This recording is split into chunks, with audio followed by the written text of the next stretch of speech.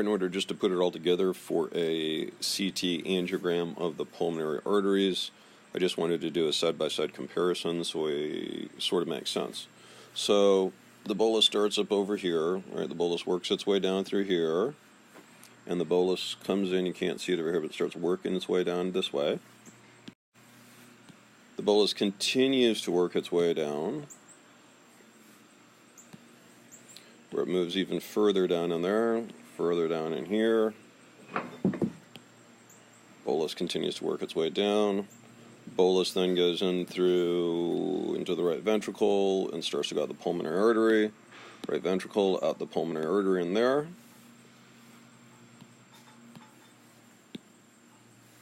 That's not helping. Alright, and now it's landing only in the pulmonary artery, which is where we now see this in here. So that's where the contrast lies. Now all this stuff that you see over here, that's all contrast. That means that blood is flowing through that area. This stuff that you see over here is all clot. Notice the nice cutoff over here.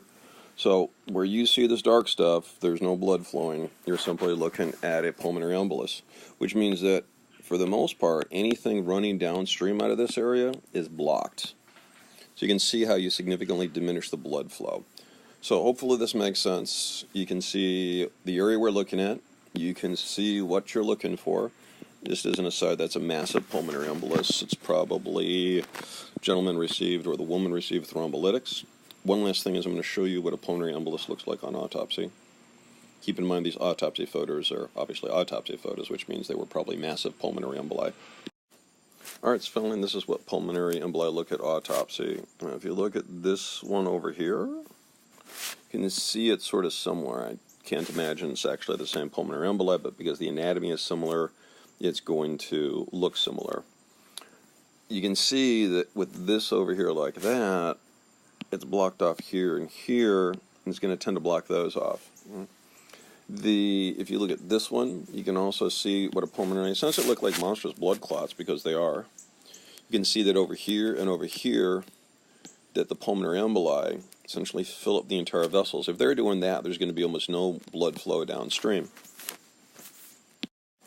So when you see this over here, keep in mind, that's that. When you're seeing something on CAT scan, never forget it's simply just an image.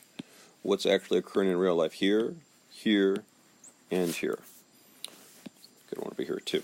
So this should wind it up on imaging of the chest in regards to a CT angiogram or a CTA for a pulmonary embolus. Thanks for watching. Please let me know if you have any questions. So finally, this is what some pulmonary emboli look like in real life. These are autopsies. Keep in mind these are massive pulmonary emboli, though I suppose they could have been thrombectomies. So the first one I wanted to show you is this one over here, because that looks remarkably similar to this one over here. You can see where the emboli look like this, and then over here like that. Not sure it's the same emboli. I can't imagine it is, but you sort of see the whole point. What you're seeing over here correlates with this. Again, more emboli. You can see the pathway. They're blocked over here. Essentially, it blocks off the pulmonary artery. You can see this over here, and over here. This one is particularly noteworthy as it blocks off pretty much most of the pulmonary artery, and you're seeing it end on. So not strictly analogous. You would sort of be seeing it in this area over here. And what you'll see is that you'll see sometimes just contrast, a little bit of contrast around the outside, but then the center blocked off. So this should close the lecture on imaging the chest, CT angiograms, also CTAs for acute pulmonary embolus. Hopefully you'll see how this correlates with this. And if you have any questions, feel free to let me know.